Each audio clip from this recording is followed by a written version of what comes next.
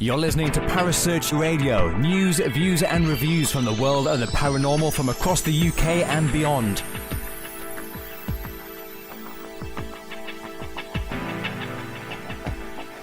Find us on Facebook, Twitter and the World Wide Web. Parasearch UK Radio.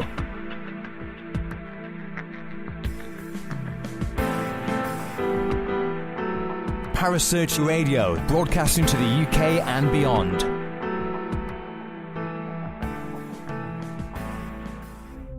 The views and opinions expressed by presenters and guests are their own and do not necessarily reflect the official policy or position of Parasearch Radio or its affiliates and sponsors. Listener discretion is advised.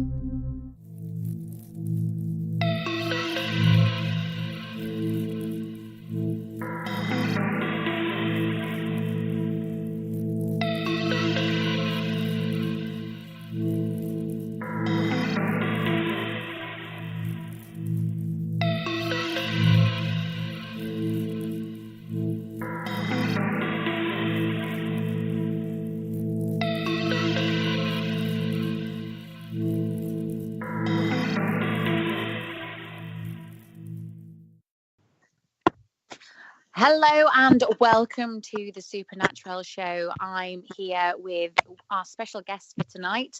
We've got Danny Moss with us. I'm just waiting for Gemma to kind of log into the call. She's just been kind of caught up at the moment. So whilst we're here, we've got Kerry Greenaway, who is producing our show this evening.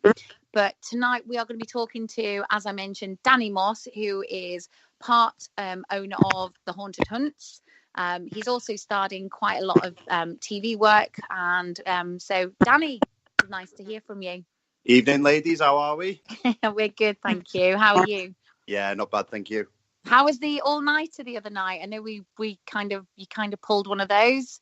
You know, when they say about paranormal hangovers, yeah, I'm probably still suffering with one right now. Really? Yeah, it was a long night, but it was a real interesting investigation. Lots and lots happened. I actually did a live video on Facebook at 6:15 in the morning. Wow. Yeah, and then I had about 2.5, 3 hours sleep and up and did the review session. No, that's good. So how do you actually manage your paranormal hangover? Because I know that, you know, when Gemma and I have done those in the past, it's kind of, people don't really understand what they are, and until you've actually done a paranormal investigation and experienced one, how do you actually cope with that? 3 words: coffee, and more coffee. I think it's a mix, isn't it, of being absolutely drained with all the energy that you actually put into an investigation, especially when you're hosting it as well. Yeah. And then also the fact that you've just had very, very little sleep. It's a real nasty combination. And like I said, yeah, coffee. Coffee. I thought you was going to say gin for some reason. Oh, that's not like Joe. No, it's been good though. Gin usually cures most hangovers, I think, doesn't it? You'd know all about that. Yeah, but do you know what? Because we've been friends for quite a long time, haven't we? We've done bits and pieces in the past, and you know, other things in the pipeline. So basically, I want to know, how did you get involved in the paranormal to start off with? Yeah, so I've been involved in the paranormal now for almost 10 years. I've always had a massive interest in it, but you know me, Joe. I'm very much on the sort of the skeptical way of things. You know, I've had some absolutely awesome experiences over the past, but probably my first ever experience was when I was 17, and I was actually sat in one of my friends' houses, which is just a normal house. There's no sort of serious history behind the house or anything like that. And we were sat there and literally heard the sound of someone running up and down the staircase. Now, for me to experience this as a skeptic really was really quite disturbing, and I had absolutely no clue as to why that was happening, and that kind of sparked my interest even more. And from there, I started going on paranormal nights. I started researching different groups to see how they worked and what it was like for them to bring in guests to venues and how they would treat the guests, and sort of how people's imaginations can also play games with them. And from that, then I started up the Haunted Hunts as a way of bringing a bit more of a unique and skeptical way of investigating around. And that's when the Haunted Hunts was formed. Okay, so you mentioned obviously like you've had when you were 17 that experience. Now, obviously, just to experience that just off the cuff without somebody saying something, what I'm trying to get at is, did somebody actually say to you, we've had things happen in the house, or did they mention anything to you to actually make you sit back and say that sounds like somebody running? Well, my friend who actually owned the house said that this kind of thing happens quite a bit. And I said, does not freak you out that kind of thing's happening in your house? He said, oh, no, I've just got used to it now. But then obviously some of my other friends actually had even worse experiences. There was a glass that absolutely just shattered all over the place on the middle of the work service for no reason and stuff like that. But obviously I never really thought too much into it until I actually heard that happening myself, and it was a crazy experience, really. Yeah, but you're very much like Gemma and I. We're quite, even though I'm medium, like obviously we know, but Gemma and I are very, very skeptical, and obviously I think, I don't know your take on this, but do you think a lot more groups who are starting up now do have a certain belief within the paranormal, but do you actually think that the skepticism is rife now within the community because of all of people faking and things like that? Yeah, well, I think if you compare the British public to the Americans, for example, I think that the British public are very, very skeptical of stuff. The show I won't name has probably sparked that off, to be honest with you. But, I mean, from hosting events now for the last 4 or 5 years, the guests that we tend to get on our investigations are more of the actual skeptical side. Now, I've been with people who believe absolutely everything is paranormal. And in my opinion, you can't really have a successful investigation if you're going to think everything is paranormal. Yeah, you can't do that though, can you? I think no. When you go to a venue, the last thing you want to be doing is somebody creaking, standing on a step or something, and somebody shouting from the back, "Oh, I've heard somebody running up and down the stairs," and it's like, what? Exactly. Yeah. Like Stanley Palace on Friday night is one of our best locations. For the first 2 hours, not a lot was happening really, and the things that did happen, we were able to debunk straight away. Like creaking on the staircase.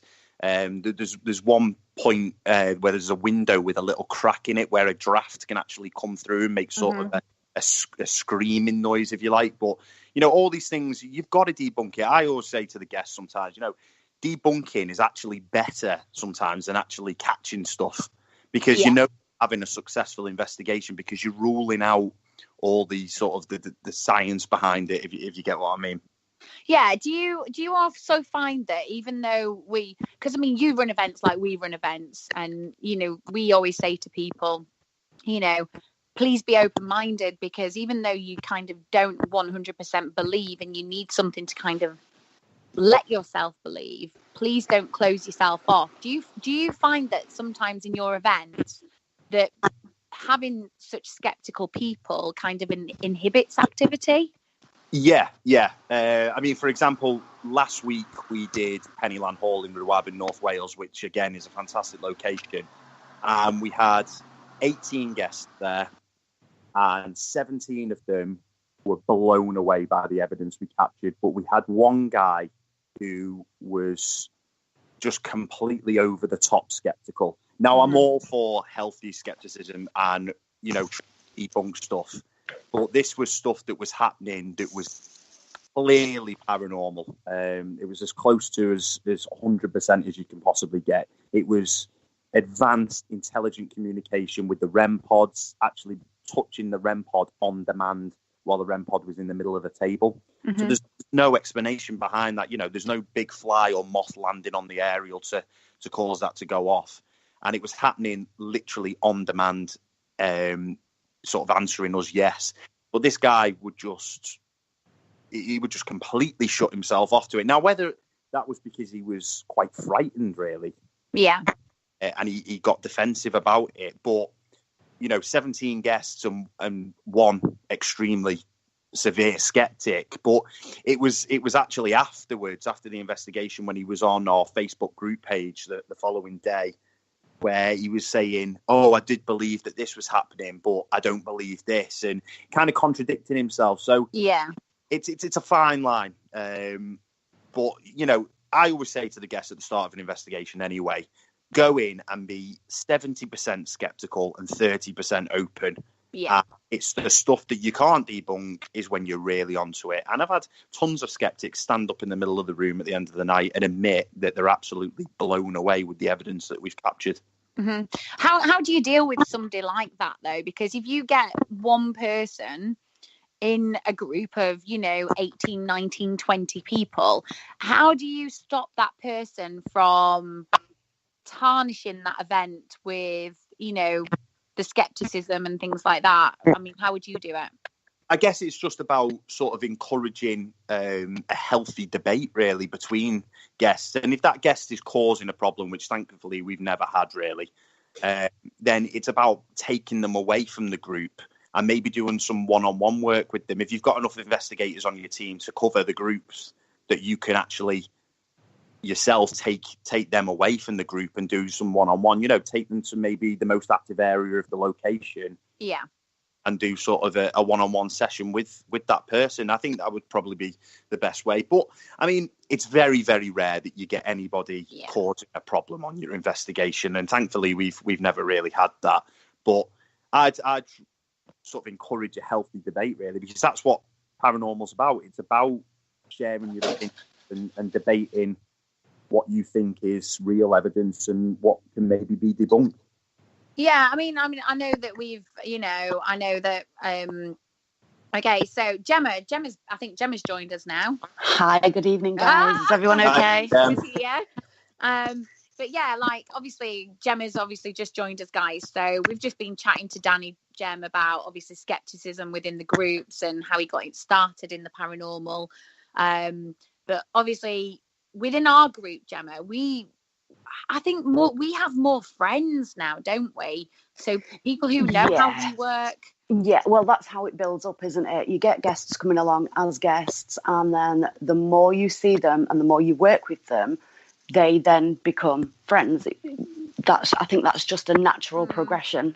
Yeah, definitely. I mean, we have a lot of regulars coming in. I've actually recently hired 2 of our regulars onto my team, but simply because they know the way that we work, because they've only ever been with us.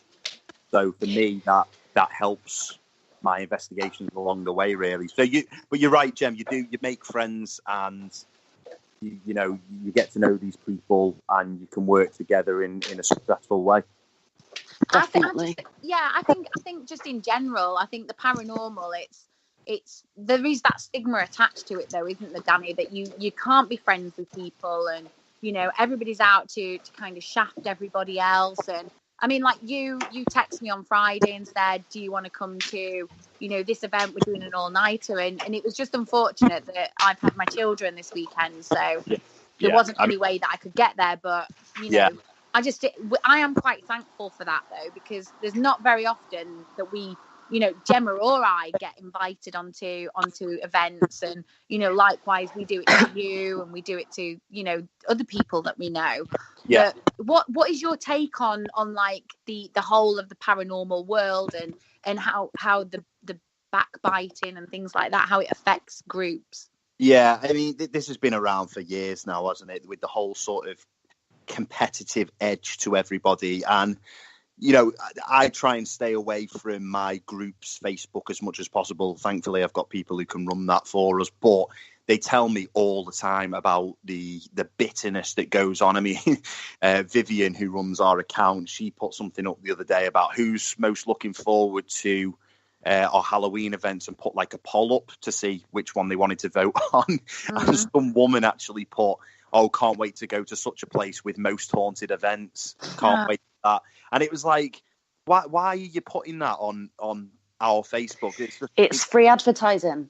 Yeah. I mean, let's look at it logically. Like, this has been going on for years, and no matter whether you like it or not, it will just continue. It's never going to go away.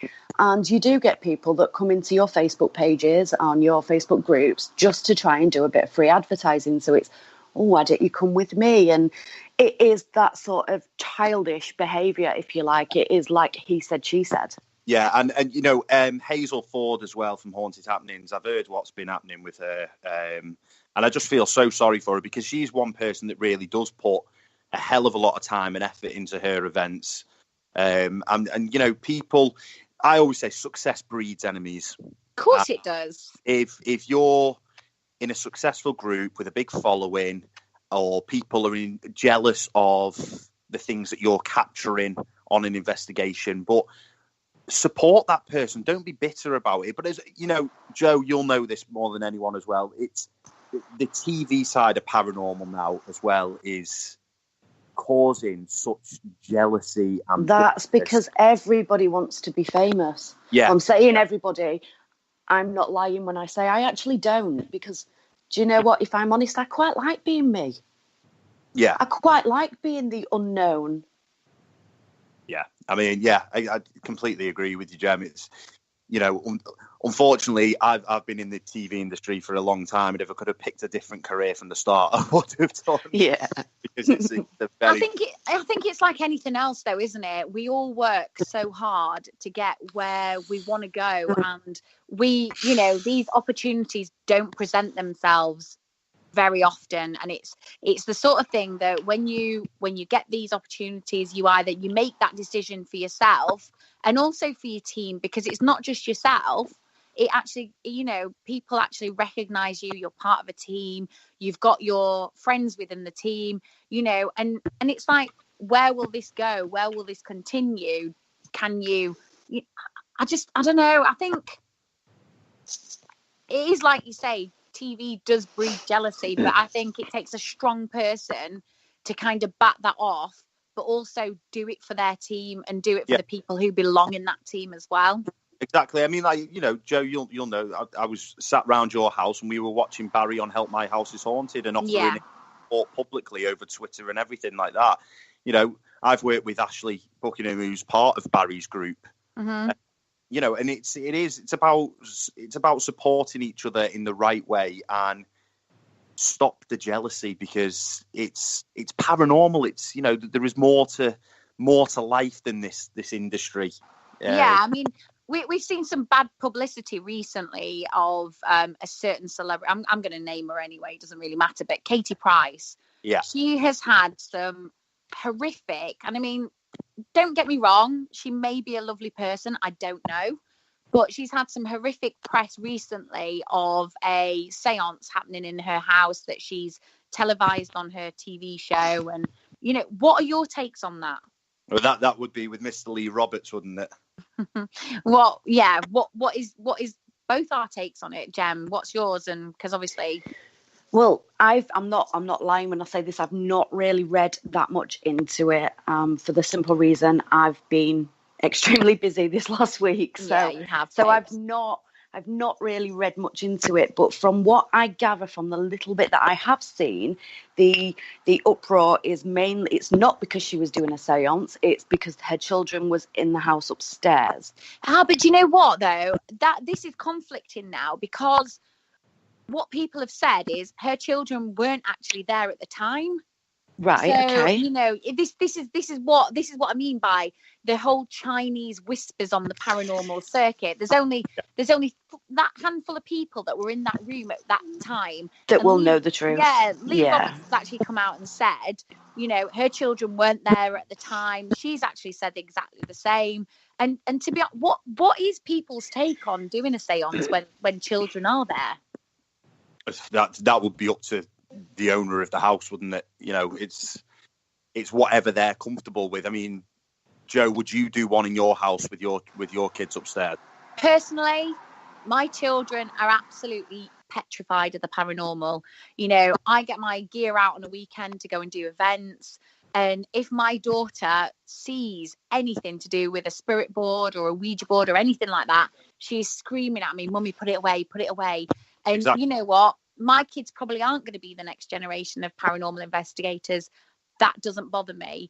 But what they do accept is that I can do what I can do. And my daughter has seen spirit, so she's not very, she's not opposed to it. But obviously with any sort of Ouija boards and things like that, she hates seeing them because she thinks that something bad's going to happen, which is, again, the stigma attached to the spirit boards.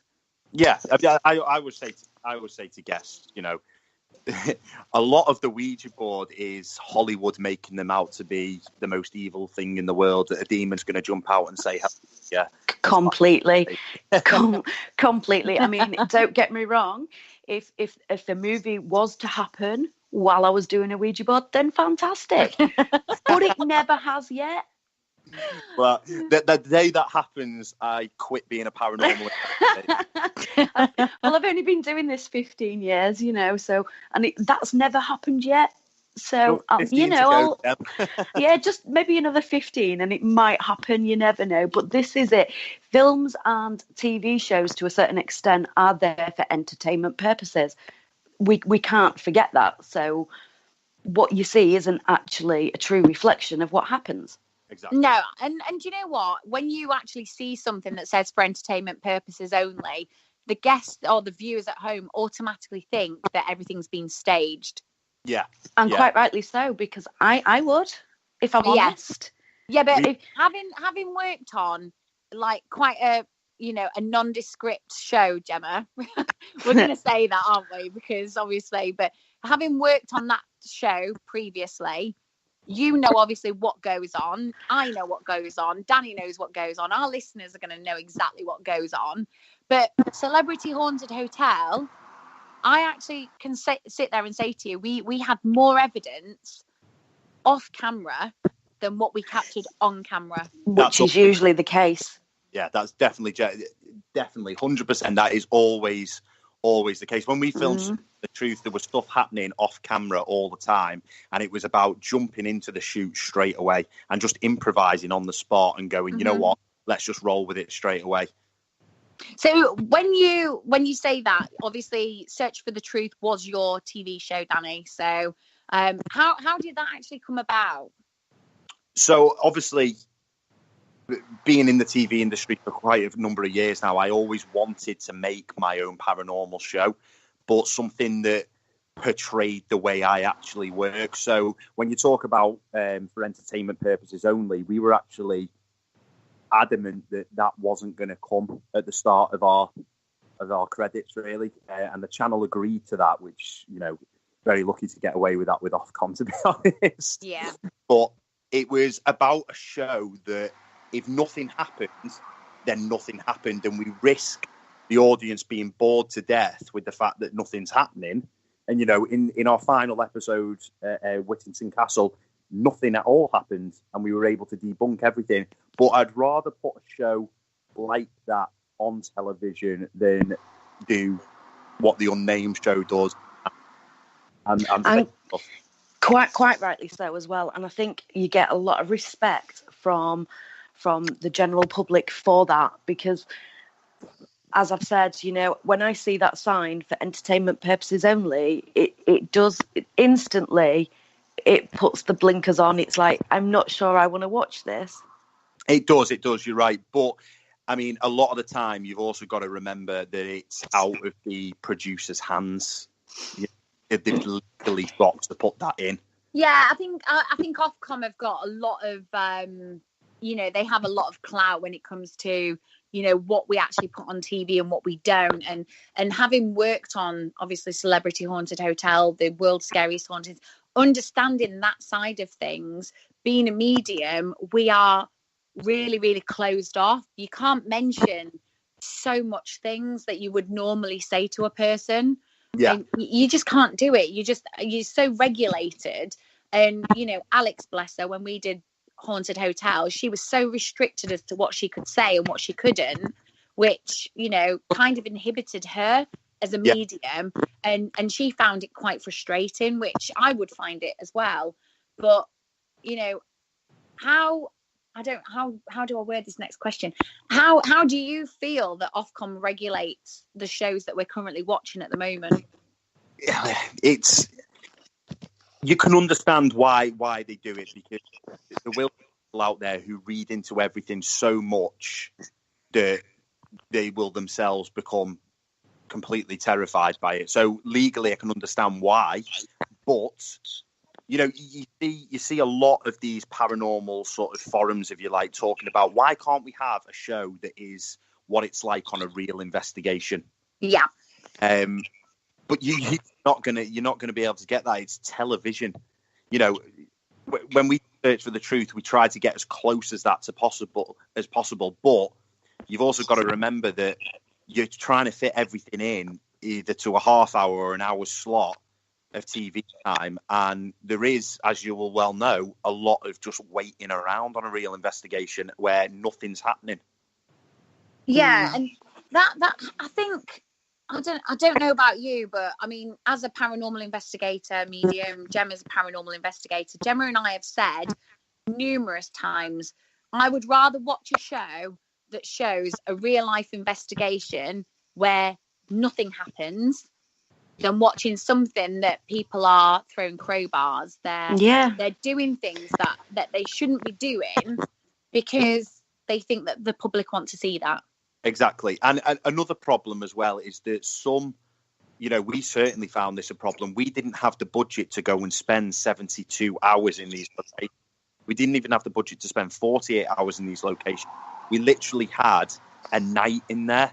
So what you may actually capture over a 48, 72 hour period, we had to try and cram out, which is why we actually did locations that we know, that we believe we stood a chance of actually capturing something. But if we were to be thrown into a random location that we knew nothing about, that'd be disastrous for television, because how as paranormal investigators are you actually meant to cram out everything in one night? It's you know, it's just not real life. You need to be spending time in these buildings. You need to be delving into the history of the buildings and trying to trigger what's in there with historical events and stuff like that. So it's difficult. It is difficult. Yeah, I mean, it's like Gemma and I have said before. I mean, we can flood a place full of cameras and GoPros and things like that, but you've only got so many hours of battery life.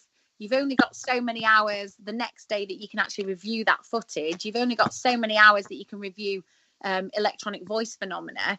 You know, how on earth do these TV companies, you know, gather all of that evidence and then decide to kind of cram it all into a 40-minute show?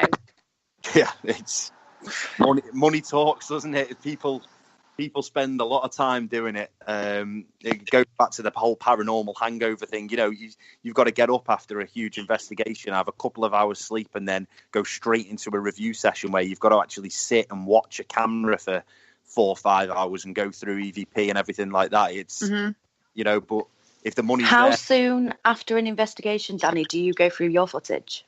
Well, just before you joined, Jen, we were talking about my lockdown on Friday night at Stanley Palace, and I actually got home at about 6 o'clock in the morning, did a live video, got to bed at 7:15. I was up at 9:30 with the review. And so I'm working off very little sleep, and that is usually the case anyway. Do you not find, though, that having very little sleep, it is possible to miss something?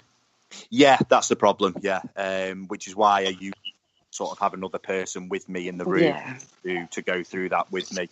A fresh pair of eyes, if you will. Yeah, and 14 ton of coffee. Yeah, a whole coffee shop on wheels. Yeah. I think, like anything, like the search for the truth. I mean, I've seen a couple of episodes on that, and you did go to Tatton Old Hall, and I've been reading like over the past, couple of days that you've got an amazing like exclusivity there, Danny. So what are you actually going to be doing there?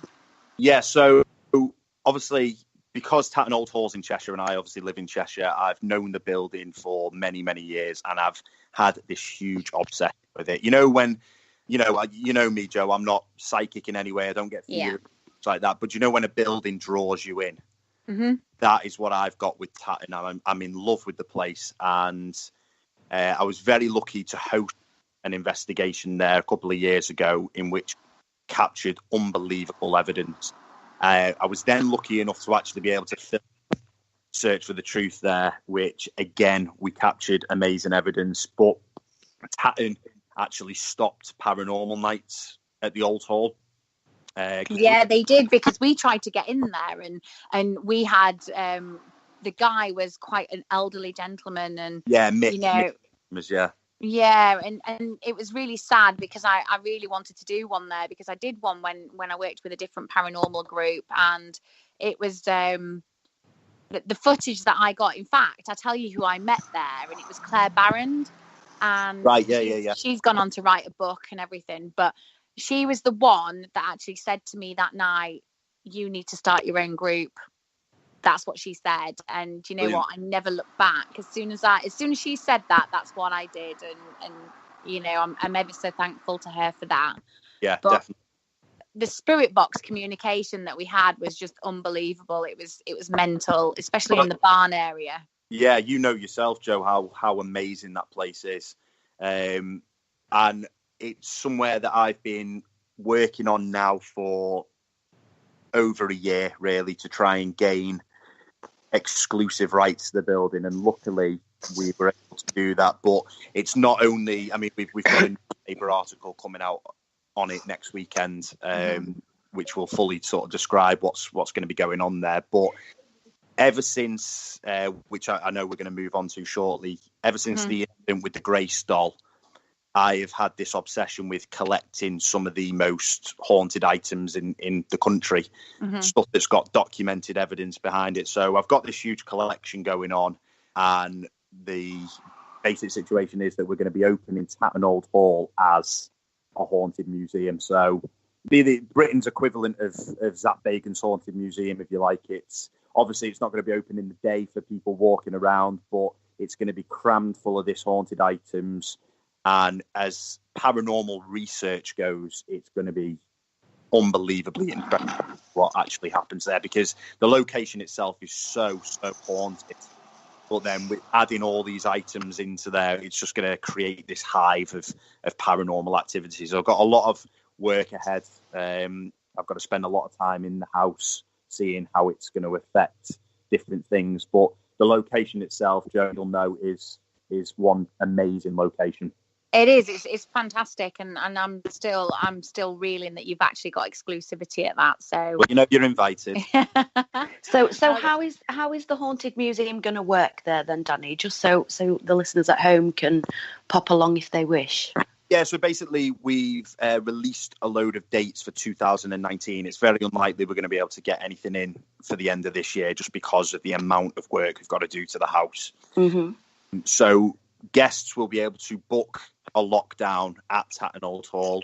They'll be able to come along, have a big tour of the collection, see all these different haunted items, get a big explanation about what they are, where they've come from, the story behind them. But not only that, they'll get a big history on Tatton Old Hall itself and the paranormal activity that already exists within the building. So then we'll be locking them down till 2-3 o'clock in the morning, and they'll have the chance to explore for themselves and work with us and see for themselves just how active this location is going to be. So there's going to be a lot of sort of haunted stuff in the building. I mean, the location.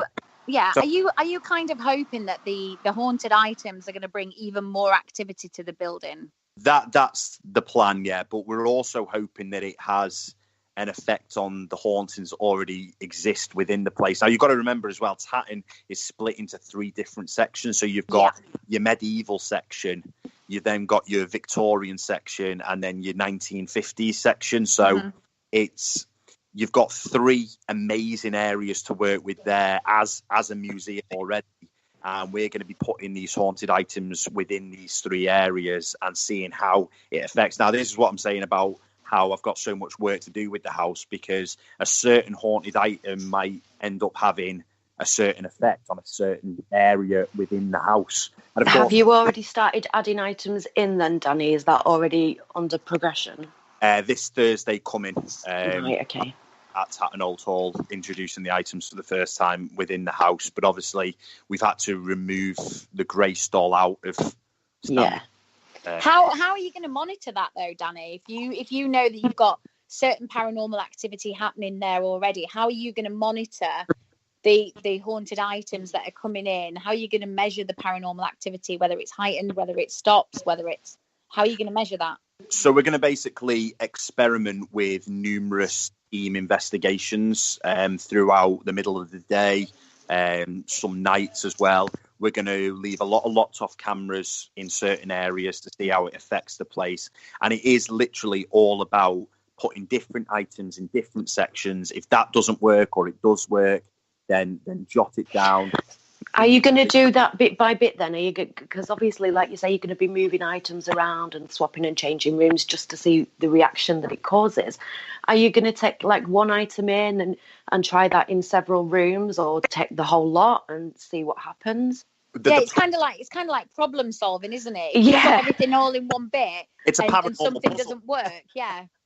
How are you going to actually find out which one isn't causing, whether it's not working properly? This is exactly why we've not planned an investigation there for this year, because we now have, 4 or 5 months to work with the location on a weekly basis of seeing, what item works where, using loads of cameras, loads of EVPs, loads of, recording documents about what happens where, and just hoping for the best, really. And if something works, then it works. If it doesn't work, then we try something else until it does work. In all fairness, I can't see being much of an issue, if you will, for the simple reason I've been to Tatton quite a few times, and that place is active anyway. Yeah. You don't really struggle. No, and this, we could have just had lockdowns there without the haunted collection. Yeah. But it's for paranormal research purposes that we're throwing all this stuff in there. I've had an obsession with Zak Bagans Haunted Museum ever since he opened the place to, and I don't know whether you've seen the Ghost Adventures episode they did there. Yeah, I have, yeah. It's incredible, absolutely incredible, the amount of stuff that he's collected over the years and actually put in there. And now I've got this opportunity. I want to see how it can relate to that, whether we can aim success. It's going to be interesting to watch over the time and see the evidence that you're going to be collecting. That is going to be fascinating. The only thing that worries me is the grey doll. That's the only thing. Yeah, I have had a look at some of your posts in regards to the grey doll. Yeah. It's a scary situation. Yeah, it seems it. Be interesting to meet her. I'm sorry, I'm not really up on this at all. So what's actually been happening with her? So basically, we had a doll that we used in locations that are famously haunted by children, just to see what effect it would have on the location and whether the kids would interact with it. I think a lot of people try that, don't they? It's when we took it to a location that, when we first hosted an event there, was hands down the most sinister and vile investigation I've ever had in my life. I had to physically carry 2 girls out of the house. We had people being sick. We had people passing out. We had people. We had someone with a cross necklace actually get the crucifix necklace ripped off her neck in front of everybody. Wow. It's a very, very horrible location. I've had multiple arguments with Denbighshire Council over the location. So it's Nanclwyd Dre and Ruthin. And and basically we took Grace one night to this location and she actually got knocked off a chair. So we didn't think anything of it. We've had this doll 3 years, nothing's ever happened to it. I was not a massive believer in attachments to dolls or people. More And basically it was after the investigation, we brought it back, but we were getting really sinister, horrible responses through the paranormal puck device after this had happened. And we had her in our HQ, and for the next 3 mornings, she was actually found moved out of her position 3 mornings in a row. Wow. So we chalked her and found out she'd been moved and out the chalk lining. So we then put her in a house and did left a K2 and a REM pod next to her and a locked off camera. And after a couple of hours, the K2 went off and the REM pod at the same time. So me and my equipment technician, Connor, took her to a location and did an emergency investigation with her. And the stuff that we got was just unbelievable. I'm doing an SP7 spirit box session with her, and I'm asking all these questions. Nothing's coming out. And I all of a sudden say, "Where did you come from?" And a woman's voice comes out and says, "Ruthin," which is the wealth mad, isn't it? Ruthin. So all this stuff was happening, and we basically took her to Stanley Palace and put her under the stairs, where I received a phone call the following morning off the secretary saying, "Get that thing out of this house now." I could hear a woman screaming downstairs. So we buried her underneath Stanley Palace. And then the beginning of August, we actually did an investigation with some of our regulars and brought her out and put her in the house. Now, she's in a protected box. And again, the stuff that we were catching was just so sinister.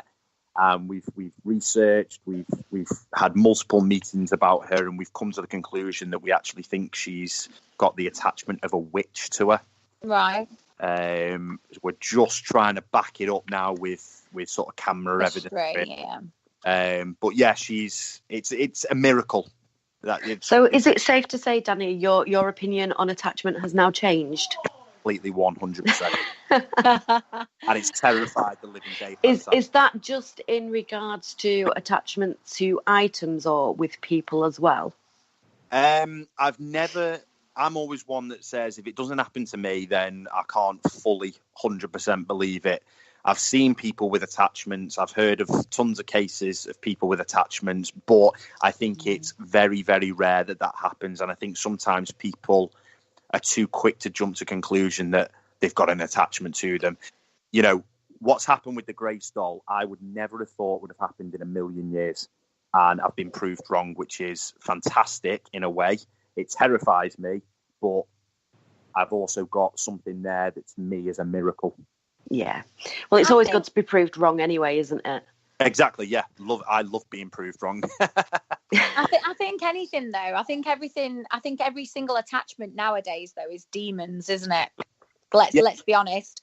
Everything that's publicised, everything that's in the media, TV, it's all about demons. Well, that's all stemmed from America, hasn't it? It's of course it has, yeah. It's a huge thing over there, and I'm not a big believer in the whole demon side of things. But then you wasn't a big believer in attachments either, so who knows? Exactly. And if I ever come across something that I consider to be demonic, then I will happily admit that I've been proved wrong again. But I'm only speaking from my experience with this doll and the sort of documented evidence behind Nanclwyd Dre in Ruthin, that there was witchcraft there and there were witches actually tried there. Yes, there were. Yeah. What's your takes on Ruthin Jail? I like the location. I've done one investigation there. I liked it. It was a very successful one. I think there's a lot of noise contamination with the whole walkways over the top. But as a location, I do quite like it. Yeah. Did you investigate that before they closed off all of the catwalks and the gantries? No. We couldn't get up onto the walkways. That's the thing is like we've done quite a number of investigations at Ruthin Jail, and that is probably one of my most favorite venues. Yeah. Just through, like you were saying, attachments and things like that to people. Now, I know one of the girls who works in the shop, Karen, she actually said that one of the spirits from Ruthin Jail attached himself to one of the females who'd actually worked at the museum. And she had to have somebody kind of tell him to go back because he'd taken quite a fondness and a bit of a liking to her. Really? And I must admit that there is quite a bit of a ladies' man that's in there, so maybe I'm aware of who you're on about. Yeah, so it's obviously I've been in there before and I absolutely love the place, and I love North Wales anyway, just as a whole. It's just, it holds fond memories for me anyway, and it'd be great actually to come to Tatton and to come around that area and investigate it. come to Pennyland Hall with me anytime you want. You know, I'm so fond of that location. We've captured some of our best evidence there, and that's in North Wales. So, you know, you're more than welcome to come to that. But yeah, I mean, going back to attachments, it's like I said, unless I experience it myself, I'm never going to fully believe in it. But ever since the Grace doll, my team have been dropping like flies. They've become so paranoid, so aware of the whole scenario that, you know, Emma, one of my investigators, she said that she's got something in her house. Roxanne, another one, that she's had something follow her home. And I'm like, guys, come on, don't let your imagination get away with you. But you know, they're swearing blind to me that they're experiencing this thing, and it's so real to them. So yeah, I think it's just personal experiences, though, isn't it? And it's what are you going to do? The only way that you can debunk that is by doing investigations within those houses. Yeah, exactly.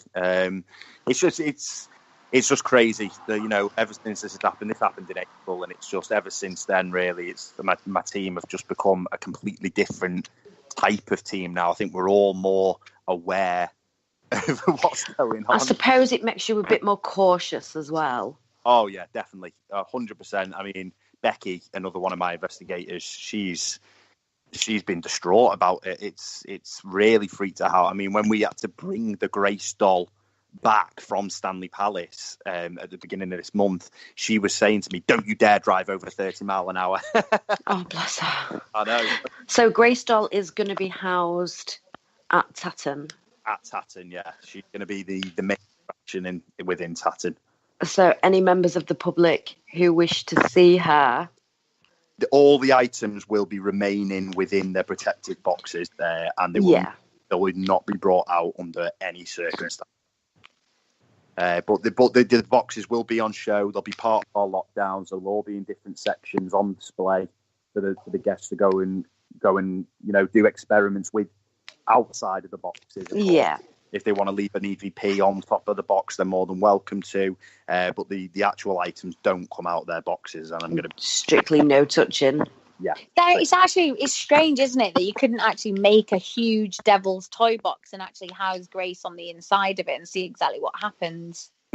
Yeah, it'd be crazy. But I mean, I'm looking forward to having a locked off camera just sat on her box, just watching her overnight, just to see if she moves within the box, if any voices come out of the box or anything like that. Mm-hmm. Have you noticed her moving while she's been in the box up to now? I have not gone near her. Have you not? She's currently sat in do you know what? I could really say something there, Danny, and say something like, "They must probably be the only girl that you have." No, I'm joking. Hang on a minute. No, you'd be dead right. No, I'm really joking. No, she's currently sat in a shed in my garden, and I've not gone near her. But what was interesting is my dog actually went a bit crazy over near the area that she's at. You know, they always say that dogs and children can pick up on stuff, can't they? Well, yeah, definitely. Have you got the other items that we're going to be going in? Can you give us any clues on what they are? Yeah, so I collected all these items from a special place that deals with all these kind of situations. So these items get sent into this place, and they monitor them for however many months, years, and deem whether they are actually haunted or not. So I went in and I said, I want your most severe items, basically. As only a paranormal investigator would, I suppose. We're all a bit weird, really, aren't we? So yeah, I've got a sort of a clown puppet doll, which was found in an attic in this house, and the little boy used to swear that they could see his legs moving. So the parents actually grounded this lad and said, you know, stop lying. It's not good to lie. The mum actually was cleaning the bedroom one morning and saw the legs moving. So you've got my weakness right there. Clowns. I cannot stand clowns. It could be a toy elephant, and if its legs move, I'd still freak out. It could be a toy flower, it could be a rose and the petals move and I'd freak out. But, God. We've got that. We've also got Now, I'm not a big believer in this at all, cursed items, but this, you can ask any of my team about this. They're laughing about it right now. But this family uncovered a 19th century chest, so 1800s, in their basement. And the minute they uncovered it, they found all these weird markings on it and suddenly started to get all this horrific bad luck happen to them. So much so the husband almost had a car crash the day he found it. Wow. So I watched the CCTV footage of this chest in this place where I got all these items, and there's these huge swirling light anomalies going around it. So I said, I want that chest. I brought it to my house, and I actually had an investigation at Newsham Park Asylum the following the same day, and I actually almost had a car crash on the way myself. Oh my God. Yeah, and ever since I've been having little spells of like bad luck. So as soon as this leaves my house on Thursday, it's going to be interesting. I'll probably end up winning the lottery or something. Do you have bad dreams, Danny, by any chance? Yes, I do, but not. I get bad dreams on random occasions. It's nothing to do with sort of. Right. Ever since I brought these items into my house or anything, I've not had any bad dreams or anything like that. I just get bad dreams on random occasions, but you know me, I don't read into stuff like that. Okay. Well, I think that's everything I've basically covered. I wanted to cover with you, and you know, Brilliant. You've been an absolute fantastic host for us. So what have you got coming up, like events wise and things like that? Yeah, so obviously, I think all us paranormal investigators, we're getting to that busy time of year, aren't we? I've got Ordsall Hall coming up in September, which is in Salford, Manchester. So have we? Yeah. Oh, have you? Have you been to Ordsall Hall before, Danny? We're here on the 22nd. Yeah. Have you visited before? Oh, yeah. Sorry. Yeah. We've there three times before. It's a wicked location. So we got that. We've got Stanley Palace, and then obviously into October we've got the Drake Low Tunnels, Pennypack Hall, all stuff like that. And then obviously all this work with Tatton and you know, some television stuff in the pipeline. Hopefully, obviously we've got Paranormal Lockdown UK coming out this Thursday. Woohoo! Excited about that. Which obviously I had the great pleasure of being able to work with Nick and Katrina on They're that. lovely, aren't they? Both Absolutely. of them. They're so nice. Such genuine people, and I do love the Americans. You know, they're absolutely crazy, but you know what? They're great fun to work with, aren't they? Definitely. So it's safe to say that you're going to be very busy for the next few months, then, Danny. Well, I hope so. Yeah, we'll see what happens. Hopefully, nothing bad happens with this whole Grace Doll experience. But no, opening Tatton Old Hall is going to be so exciting, and you know, you guys are more than welcome whenever you want to come down. Thank you. I can't wait to visit, to be honest. I'm quite excited about that actually, Gemma, as well. I think it'd be good for us, and also Penlyn Hall as well. I'd really like to go there. Yeah, well, we're next there on the 27th of October. Obviously, one of our Halloween investigations there. So come along. It's a location that we've just opened new doors to. Really, some crazy stuff happened there the other week, which has opened a whole new sort of stage to the location. Just so as you're aware, Danny, I have shared a link for the haunted hunts in the chat room. So if anybody at home is interested, they can just pop on there and have a look. Great stuff. Thank you very much. So yeah, we just want to thank you for coming along tonight and discussing, you know, your findings and your why you got into the paranormal as well, and you know. Yeah, no, thank you very much for having me, and it's always a pleasure with you two. Never a dull moment with us around, that is for sure.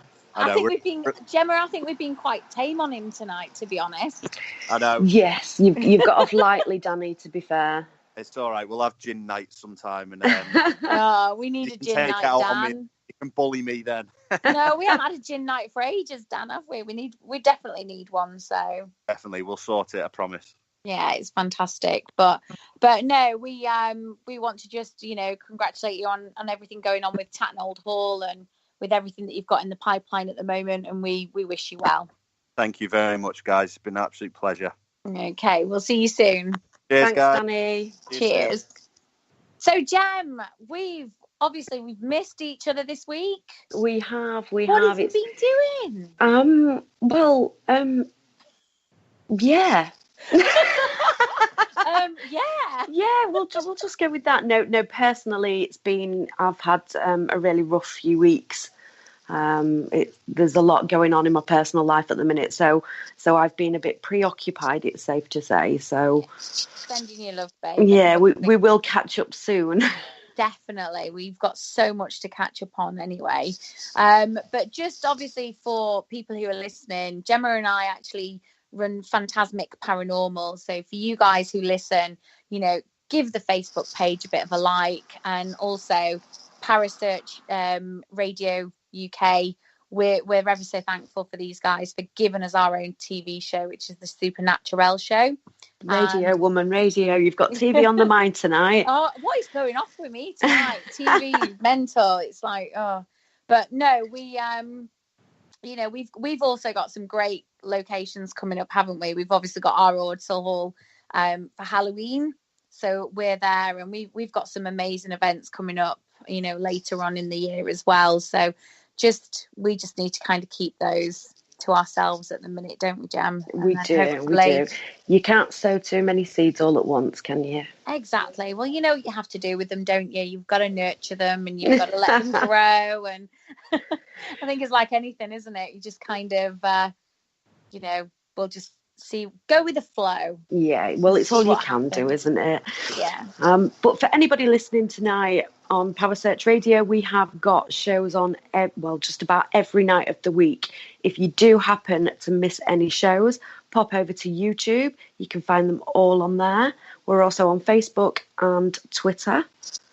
And as Kerry would say, don't forget to click, like, share and subscribe. Oh, you've done it tonight. Yeah. Not as good as Kerry, I might add. Do you know what? I think after the rough week that you've had, I think you've done exceptional tonight. So you've we just hope everything's okay for you. Thank you. No worries. But no, apart from that, we're back here next Monday. And who's our guest, Gemma? I cannot remember off the top of my head. I am so sorry. I know that sounds so unprofessional, but it really has been a busy week. So the events are up on Parasearch Radio anyway. So feel free to have a look at the events or the radio that we've got coming up. Yeah, we've got some awesome guests coming up though, haven't we? We've got Mickey York, who's also a fan of the haunted dolls. Well, Mickey's got his own, hasn't he? He's got quite a few haunted dolls, so that should be interesting. Maybe we should have Mickey and Danny on together at some point. Quite possibly, and hopefully they can kind of, compare notes, I think they call it, don't they? But yeah, we've got Di Jones as well, how she manages her epilepsy when coming on events, and obviously a lot of things that we have flash and obviously make noises, so how she deals with that. Who else have we got? We have got Nick Stepani. He's due to come and join us as well. Oh, I can't wait for that one. He is a character and a half. He is indeed. And on that note, Jo, the time has come to say good night. I know. So it's good night from me. And it's good night from me. And don't forget to click, like, share and subscribe. See you later, guys. Bye. Thank you for listening. Don't forget to join us for more shows throughout the week. Find us on Facebook, Twitter, and the World Wide Web to keep up to date with all the shows right here on Parasearch Radio.